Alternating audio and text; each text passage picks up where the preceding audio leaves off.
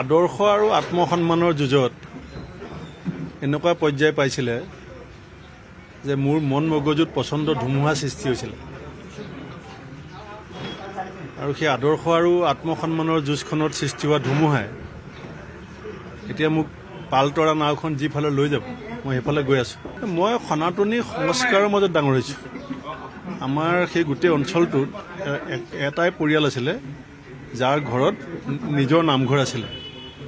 ককা দেউতা আৰু দেউতা ঢুকোৱাৰ পিছত আমি পৰিচালনা কৰাত অপাৰগ হোৱাৰ কাৰণে আমি নামঘৰ ভাগ মণিকোট হিচাপে নিজে ২৭ লাখ টকা দি বনাই গাঁৱৰ ৰাইজক সমজাই দিছোঁ।